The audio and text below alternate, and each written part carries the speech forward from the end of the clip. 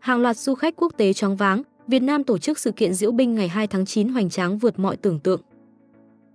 Các bạn thân mến, Hà Nội những ngày này thật sự khiến người ta phải sững sờ. Chỉ cần bước ra đường thôi, bạn sẽ cảm nhận ngay một bầu không khí khác lạ, cờ đỏ sao vàng rực rỡ trên khắp phố phường. Những dải băng rôn nối dài từ quảng trường cho đến từng góc nhỏ, tất cả như đang hòa chung nhịp đập với hàng triệu con tim hướng về một ngày trọng đại. Thủ đô không chỉ là nơi chuẩn bị cho một sự kiện, mà đang trở thành một sân khấu khổng lồ nơi lịch sử và hiện đại hòa quyện. Trên các tuyến phố trung tâm, dòng người đổ về mỗi lúc mùa đông. Có những cụ già tay chống gậy vẫn quyết tâm tìm cho mình một chỗ đứng. Có những em nhỏ vai khoác lá cờ Tổ quốc, ánh mắt sáng rực háo hức. Và đặc biệt, ta dễ dàng bắt gặp hình ảnh những đoàn du khách quốc tế, người thì liên tục giơ máy quay, người thì không ngừng livestream, tất cả đều bị cuốn theo không khí hào hùng đang lan tỏa. Điều đặc biệt khiến nhiều người xúc động, đó là cảm giác niềm tự hào dân tộc đang hiện diện ở từng chi tiết. Không cần lời hoa mỹ, chính hình ảnh những chiến sĩ rắn giỏi bước qua phố, những khối xe cơ giới xếp hàng chỉnh tề đã đủ để bất kỳ ai chứng kiến phải lặng người. Một vị khách đến từ châu Âu đã nói rằng không phải bất kỳ đất nước nào cũng có thể tạo ra được tinh thần đoàn kết mạnh mẽ đến như vậy. Hà Nội lúc này không còn đơn thuần là một thủ đô, mà là biểu tượng của một dân tộc đang sẵn sàng khắc sâu thêm một dấu ấn không thể nào quên trong lịch sử của mình.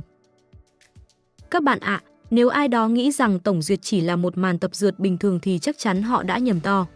Bởi những gì diễn ra trên các tuyến phố Hà Nội vừa qua thực sự là một cú sốc thị giác, khiến không chỉ người dân trong nước mà cả du khách quốc tế phải sững sờ. Ngay từ khoảnh khắc đầu tiên, khi tiếng trống quân hành vang lên, hàng vạn bước chân bắt nhịp đồng loạt, bầu không khí như bị chấn động. Những khối quân binh chủng với trang phục chỉnh tề, đội ngũ thẳng tắp, từng bước đi rền vang trên mặt đường như những nhát gõ vào trái tim người xem.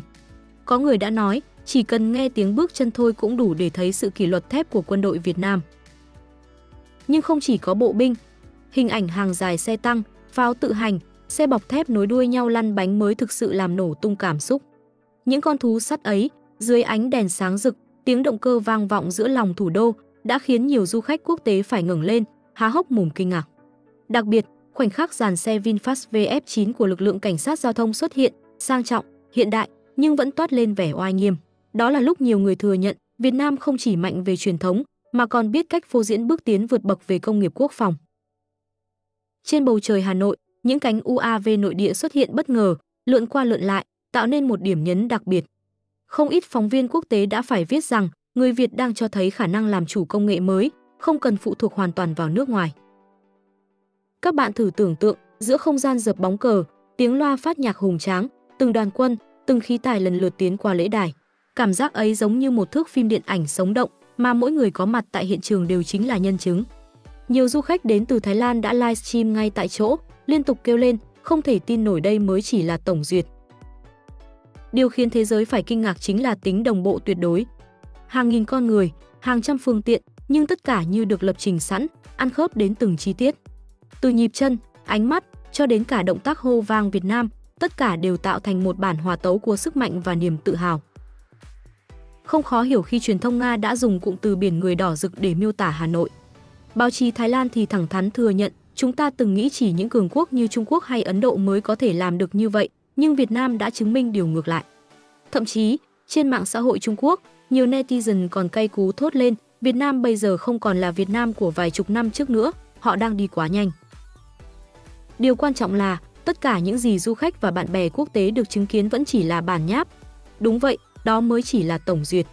Và nếu bản nháp đã hoành tráng đến mức khiến cả thế giới choáng váng, thì hãy thử tưởng tượng ngày chính thức diễn ra sẽ còn khủng khiếp thế nào. Chính sự hé lộ nửa chừng này đã tạo ra một hiệu ứng đặc biệt, càng xem tổng duyệt, người ta càng khát khao chờ đợi sự kiện chính. Có lẽ cũng vì thế mà nhiều du khách quốc tế đã quyết định ở lại Hà Nội thêm vài ngày, chỉ để chứng kiến khoảnh khắc lịch sử. Một vị khách Nhật Bản trả lời phỏng vấn đã nói, tôi định chỉ ở Việt Nam 3 ngày, nhưng sau khi xem màn tổng duyệt, tôi lập tức đổi vé để ở lại thêm. Tôi không thể bỏ lỡ lễ chính thức, vì tôi biết nó sẽ là khoảnh khắc có 102. Đúng vậy, những màn tổng duyệt vừa qua không chỉ là màn trình diễn của quân đội, mà còn là lời khẳng định với cả thế giới, Việt Nam đã sẵn sàng bước vào kỷ nguyên mới, tự tin, mạnh mẽ và đầy kiêu hãnh. Và các bạn ạ, sẽ thật thiếu sót nếu chỉ nhìn vào những đoàn quân, những cỗ xe tăng hay UAV lượn trên bầu trời, mà không lắng nghe tiếng nói từ chính những người đã chứng kiến. Bởi đôi khi, cảm xúc thật nhất lại đến từ ánh mắt và lời nói của du khách quốc tế, từ những dòng bình luận bộc phát trên mạng xã hội. Và những ngày qua, mạng toàn cầu đã bùng nổ, hàng loạt du khách và netizen đã để lại những dòng chia sẻ khiến ai đọc cũng phải ngạc nhiên, xúc động, thậm chí choáng váng. Sau đây là một số bình luận của dân mạng quốc tế được chia sẻ khắp các diễn đàn, trang báo và mạng xã hội những ngày qua. Tôi là người Nga, đã từng xem nhiều buổi duyệt binh tại quảng trường đỏ. Nhưng khi đứng giữa Hà Nội, tôi thật sự bất ngờ. Không khí nơi đây có cái gì đó rất đặc biệt, vừa trang nghiêm, vừa gần gũi, vừa hào hùng. Tôi nhìn thấy sự tự tin trong ánh mắt từng người lính và sự tự hào trong ánh mắt từng người dân đứng bên đường. Có thể nói, Việt Nam đã biến một cuộc duyệt binh thành một ngày hội tinh thần của cả dân tộc, và đó là điều mà ngay cả những quốc gia lớn cũng chưa chắc làm được. Là một người Thái, tôi phải thừa nhận rằng mình đã sốc. Ban đầu tôi nghĩ đây chỉ là một màn tập dượt thông thường, nhưng rồi tôi không thể rời mắt. Xe tăng, pháo tự hành, UAV, tất cả đều hiện đại và đồng bộ. Điều khiến tôi ấn tượng nhất là sự đồng lòng của người dân. Họ reo hò, họ vỗ tay, họ hát quốc ca theo nhạc quân hành. Tôi thấy rõ niềm tin mà người dân Việt Nam dành cho quân đội của họ, và điều đó khiến tôi thật sự ghen tị. Ở Trung Quốc, chúng tôi quen với những màn duyệt binh quy mô cực lớn. Nhưng khi nhìn sang Việt Nam, tôi phải nói rằng họ đã làm điều rất thông minh, quy mô vừa đủ, nhưng tinh thần thì không thua kém bất kỳ ai. Đặc biệt, việc họ kết hợp cả vũ khí hiện đại với yếu tố truyền thống, vừa cho thấy sự phát triển, vừa nhắc nhở thế giới rằng đây là một dân tộc có lịch sử và bản sắc, thật sự khiến tôi phải suy nghĩ. Tôi đến Hà Nội để du lịch, không hề biết sẽ có duyệt binh. Nhưng khi tình cờ đứng giữa dòng người, tôi như bị cuốn đi. Những đoàn quân tiến bước thẳng tắp, những chiếc xe quân sự nối nhau rền vang, xen lẫn tiếng reo hò của đám đông, đó là một trải nghiệm tôi chưa từng có trong đời. Tôi cảm thấy mình đang sống trong một khoảnh khắc lịch sử. Du khách Pháp. Chúng tôi là người Lào. Khi thấy đoàn quân Lào xuất hiện cùng đoàn quân Việt Nam trong buổi tổng duyệt, cả gia đình tôi đang xem qua truyền hình đã không kìm được nước mắt. Hai dân tộc chúng tôi đã cùng nhau trải qua biết bao khó khăn.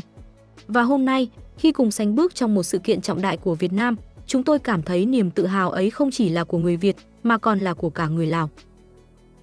Tôi xem trên mạng xã hội ở Indonesia. Ban đầu tôi nghĩ chỉ có Việt Nam mới quan tâm, nhưng không ngờ cộng đồng mạng Indonesia cũng bàn tán rất nhiều. Có người ghen tị, có người ngưỡng mộ. Riêng tôi cảm thấy Việt Nam đã gửi đi một thông điệp mạnh mẽ, chúng tôi không cần khoe khoang, nhưng chúng tôi có sức mạnh đủ để bảo vệ đất nước và góp phần giữ gìn hòa bình khu vực. Là một người Mỹ, tôi thật sự bất ngờ khi thấy lượng người dân tham gia cổ vũ nhiều đến vậy. Ở quê hương tôi, duyệt binh thường chỉ là nghi thức của quân đội, nhưng ở Việt Nam, tôi thấy nó trở thành một lễ hội quần chúng. Người già, trẻ nhỏ, sinh viên, khách du lịch, tất cả đều hòa vào. Tôi nghĩ chính sự đồng lòng ấy mới là điều làm thế giới phải ngưỡng mộ. Ở Hàn Quốc, chúng tôi có nhiều lễ hội hoành tráng, nhưng khi xem duyệt binh ở Việt Nam, tôi lại thấy một điều khác biệt, sự giản dị nhưng đầy tự hào.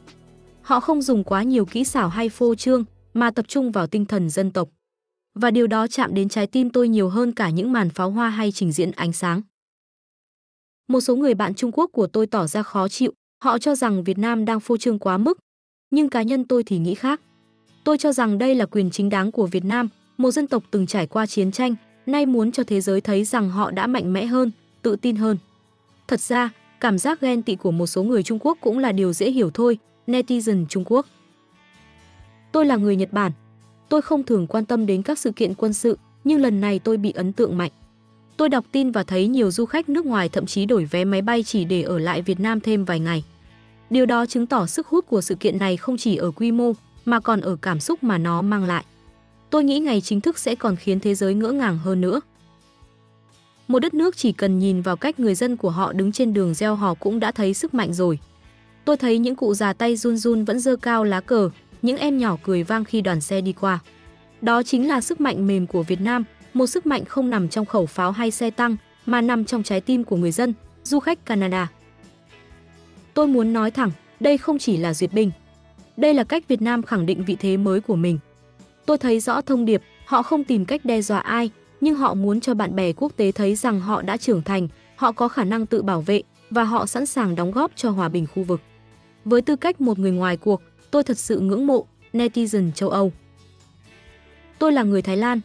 Thật sự phải nói rằng tôi vừa ngưỡng mộ, vừa có chút ghen tị. Ở đất nước tôi, những dịp lễ lớn thường chỉ tổ chức mang tính biểu tượng, còn ở Việt Nam, họ biến cả thủ đô thành một ngày hội. Đứng giữa Hà Nội, tôi cảm nhận được tinh thần dân tộc của họ mạnh mẽ đến mức nào.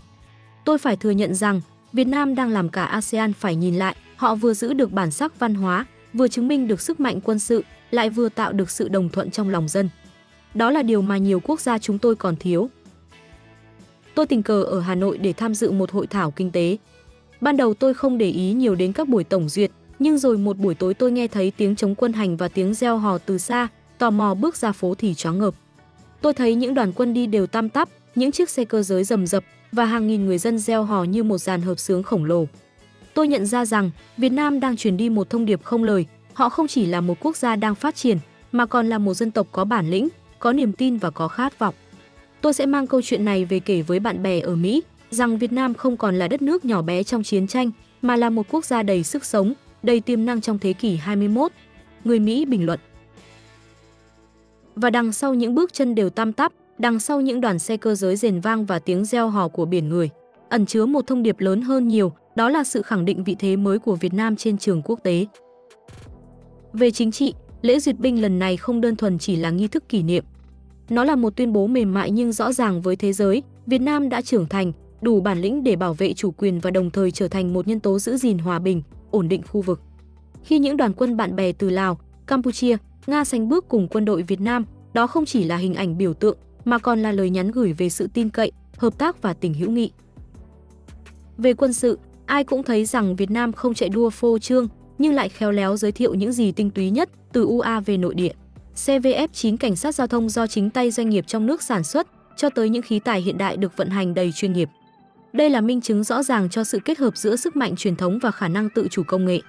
Thế giới nhìn vào, không chỉ thấy vũ khí, mà còn thấy cả năng lực tự cường của một dân tộc. Còn về văn hóa, lễ duyệt binh lần này là một lễ hội tinh thần đúng nghĩa. Nó không chỉ để quân đội thể hiện sức mạnh, mà còn để người dân, từ cụ già đến em nhỏ, từ du khách đến kiều bào, được hòa mình vào một không khí chung.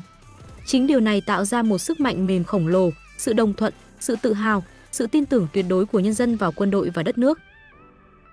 Có lẽ, đó chính là sự khác biệt lớn nhất của Việt Nam so với nhiều quốc gia khác. Nếu ở nơi khác, duyệt binh chỉ là nghi thức quân sự, thì ở đây, nó trở thành biểu tượng đoàn kết dân tộc, là bản hùng ca chung của 100 triệu trái tim. Nói cách khác, duyệt binh lần này không chỉ là một sự kiện trong nước. Nó là một tuyên ngôn ngoại giao bằng hình ảnh, khẳng định vai trò, vị thế và tầm ảnh hưởng mới của Việt Nam trong khu vực và trên thế giới. Các bạn thân mến, chỉ cần nhìn vào Hà Nội những ngày này thôi, ta đã thấy rõ một điều, Việt Nam đang bước đi với tâm thế mới.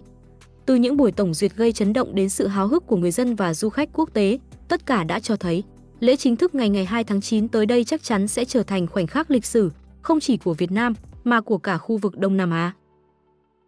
Điều khiến thế giới phải ngỡ ngàng không chỉ là xe tăng, UAV hay đoàn quân thẳng tắp, mà chính là hình ảnh của một dân tộc kiêu hãnh, đồng lòng, luôn biết cách biến đau thương thành sức mạnh, biến quá khứ thành động lực để vươn lên. Chính điều này làm nên sức mạnh thật sự của Việt Nam, sức mạnh của niềm tin và lòng tự hào dân tộc. Và có lẽ, sau tất cả, mỗi người Việt Nam chúng ta khi xem những hình ảnh này đều cảm nhận chung một điều, tự hào khi được là con dân đất Việt. Bởi giữa biển cờ đỏ sao vàng ấy, mỗi người đều thấy mình là một phần trong lịch sử, một phần trong sức mạnh đang vươn mình tỏa sáng. Anh em ạ, hãy cùng chờ đợi ngày 2 tháng 9 để cùng chứng kiến khoảnh khắc cả thế giới phải nghiêng mình trước khí thế của Việt Nam. Và đừng quên, hãy để lại cảm xúc của bạn dưới phần bình luận để niềm tự hào này lan tỏa rộng hơn nữa.